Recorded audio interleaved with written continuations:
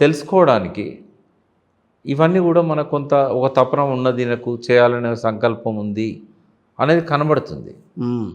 కానీ ఆయనకు ఏ ముఖ్యమంత్రికి ఎదురుగానే ఒక పెద్ద సమస్య ఆయనకు ఎదురైంది ఏంటి అంటే, ఎట్లయినా అధికారంలోకి రావాలని చెప్పి విపరీతమైన హామీలు ఇచ్చి అవి అమలు చేయలేని పరిస్థితికి నెట్టబడ్డాడు.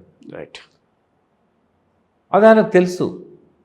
ఎన్నికలకు ముందే అమెరికా పోయినప్పుడు ఆ సభల్లో ఒక ప్రశ్నించారు, అంటే ప్రజలు ఎప్పుడు మోసపోతూనే ఉంటారు, రాజకీయ నాయకులు ఎప్పుడు మోసం చేస్తూనే ఉంటారు, అంటే రేపు మీరు గెలిచినా కూడా అంతేనా అంటే కూడా దానికి ఆయన మౌనమే సమాధానం చెప్పాడు. నేను ఆ విషయంలో కూడా సరే ఆయనకు ఇవ్వలేని పరిస్థితి ఉన్నది, ఇవ్వలేని పరిస్థితి ఉన్నప్పుడు ముఖం చాటేయకుండా ప్రజలకు చెప్పుకోవాలి, నా పరిస్థితికి ఇది, నేను మీకు ఇవ్వలేను, డెఫినెట్గా ఇవ్వగలుగుతానే నమ్మకంతోనే హామీ ఇచ్చాము మేము, ఇంతవరకే మేము చేయగలుగుతాం, ఇంత చేయలేమని చెప్పేయాల. కానీ ఇంకా ఏదో తపన, నేను చేయగలుగుతా, నేను చేస్తా. ఇప్పుడైతే ఏం ఎలక్షన్స్ లేవు కదా, కానీ చేస్తా చేయాలనే ఓ తపన కనబడతా ఉన్నది. ఓకే. బట్ డబ్బు అంటే నేను అనేది మనిషి ఎప్పుడు ప్రయత్నం చేయాలి. ఓకే, మానవ ప్రయత్నం అనేది ఉండాలి. ఒక ప్రయత్నం అయితే ఉంది, కానీ అశక్తత ఏంది అని అంటే డబ్బు అసలే లేకపోవడం. అయితే రేవంత్ రెడ్డికి అంటే ఇప్పటికీ కూడా నాకు ఇంటర్నల్ విషయాలు తెలియవు, బట్ ఒక థింక్ ట్యాంక్ లేదు అని నేను నమ్ముతున్నా. ఆయన వెనకాల ఒక థింక్ ట్యాంక్ ఉండుంటే డబ్బు లేకపోవడం సమస్య కాదు.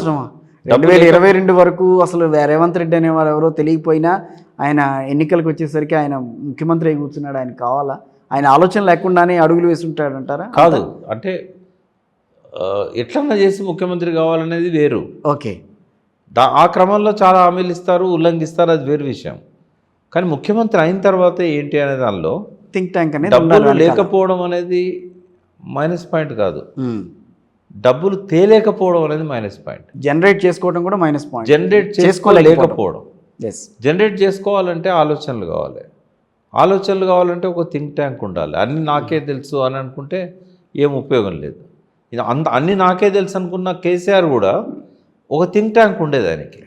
అంటే ఎకనామిక్ అంటే ఫైనాన్సెస్ విషయంలో ఓ రెడ్డి గారు ఉండేది, జేఆర్ రెడ్డి గారు అని, చాలా అద్భుతమైన ఆర్థికవేత్త ఆయన.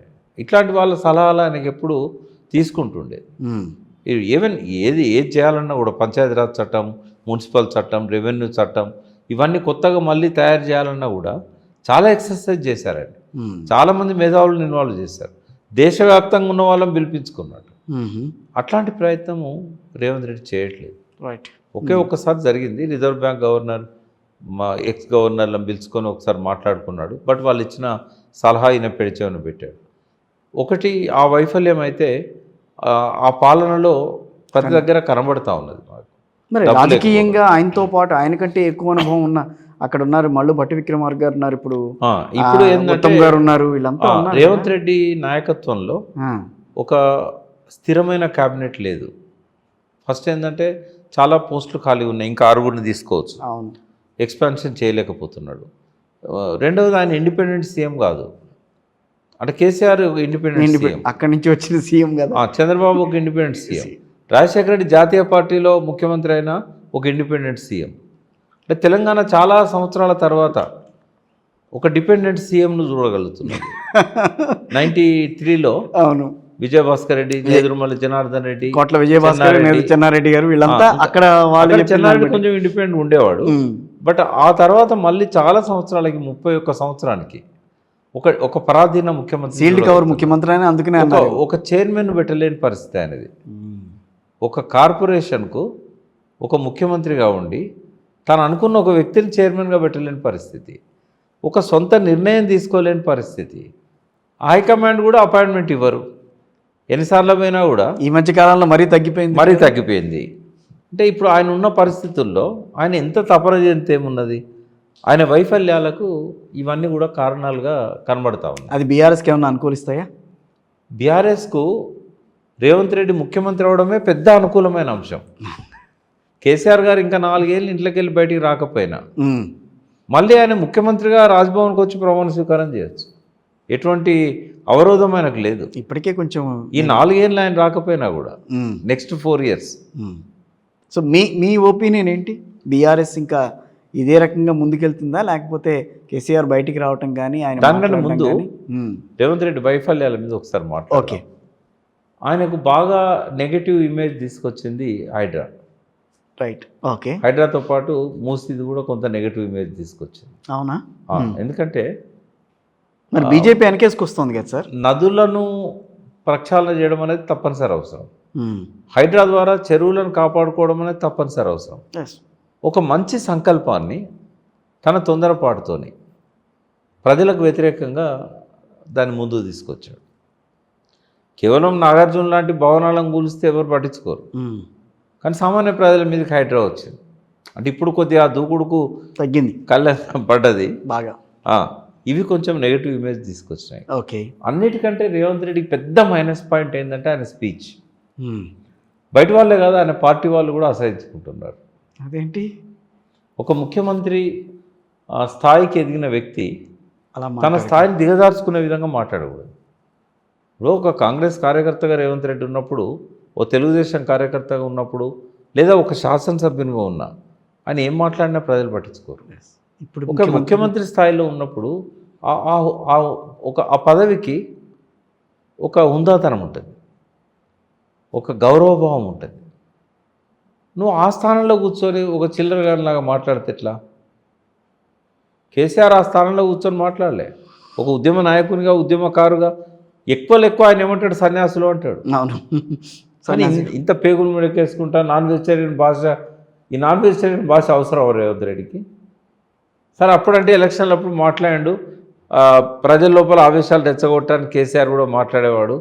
ఇప్పుడు ఎలక్షన్లు అయిపోయినాయి, పార్లమెంట్ అయిపోయింది, అసెంబ్లీ అయిపోయింది, 4 ఏళ్ల వరకు ఏం లేదు. నాకు బాగా గుర్తుంది, రవీంద్ర భారతిలో రేవంత్ రెడ్డి కూర్చోబెట్టుకొని వెంకయ్య నాయుడు స్టేజ్ మీద చెప్పాడు భాష మారాలి అని. వెంటనే ఆయన స్పందించాడు, ఇప్పటి నుంచి నేను అట్లా మాట్లాడను. మరి ఎక్కడ అమలు చేశాడు? అంటే నీ సొంత పార్టీ వాళ్ళు అసహించుకునే లెక్క నువ్వు మాట్లాడుతూ ఉంటే ప్రజలు ఎట్లా దాన్ని రిసీవ్ చేసుకుంటారు? మూడోది, యూనిటీ లేదు. కాంగ్రెస్ క్యాబినెట్లో యూనిటీ లేదు, ఆ పార్టీలో యూనిటీ లేదు. బయట వాళ్ళు ఎవరో దించుతారనే భయం అక్కర్లేదు రేవంత్ రెడ్డికి. వాళ్ళందరూ వాళ్ళే. ఇప్పుడు ఆయనకు శత్రువులు ఎక్కడో లేరు, ఆయన ఎడమ కుడిలనే శత్రువులు ఉన్నారు. అవకాశం వస్తే కాల్బట్లాడడానికి చూసే వాళ్ళు అక్కడే ఉన్నారు. దాని ఫామ్ హౌస్ కుట్రలు అక్కర్లేదు. బీఆర్ఎస్ అసలు ఆలోచించాల్సిన అవసరం లేదు. ఒక రకంగా నాకు జాలనిపిస్తుంది రేవంత్ రెడ్డిని. ముఖ్యమంత్రి అయ్యిండు కానీ ఇన్ని ప్రెజర్స్ మధ్యలో ఆయన ఉన్నాడు అనేది. పోనీ ఇన్ని ప్రెజర్స్ మధ్యలో తను ఉన్నప్పుడు ప్రజల లోపల ఒక సానుభూతి తెచ్చుకుంటున్నాడు అంటే అది కూడా లేదు. మరి ఎన్ని మార్కులు వేయాలి నేను ఇట్లున్నప్పుడు?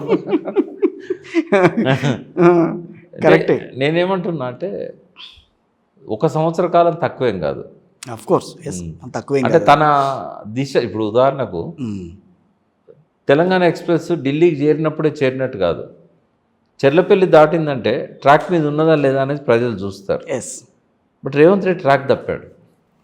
ఇవాళ మొదటి సంవత్సరం కాబట్టి కొంత సానుభూతితో 35 మార్కులు వేసినా, 40 మార్కులు వేసినా కూడా రాబోయే రోజుల్లో ఆయన క్వాలిఫై అయ్యే అవకాశాలు కనబడతలేవు.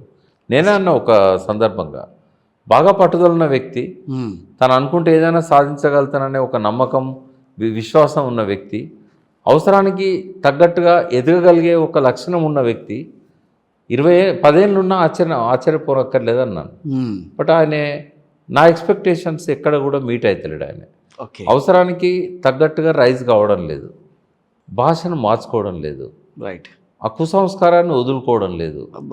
పార్టీలో యూనిటీకి ఆయన ప్రయత్నం చేసిన శక్తికి మించింది అయిపోయింది. అధిష్టానంతో ఎక్కడో బెడిసింది. అపాయింట్మెంట్ ఇవ్వలేకపోవడం, రాహుల్ గాంధీ వచ్చి ముభావంగా మీడియాకు కూడా ముఖం చాటు చేసి 9 నెలల తర్వాత ఇక్కడికి వచ్చి తన మాటను గౌరవించిన తెలంగాణ ప్రజలకు ఏ రకమైన మెసేజ్ ఇవ్వకుండా వెళ్ళిపోయాడు. ఇచ్చిన ఏ హామీ, కామారెడ్డి డిక్లరేషన్ కానీ ఇంకోటి కానీ ఏది కూడా అమలు అవుతుంది.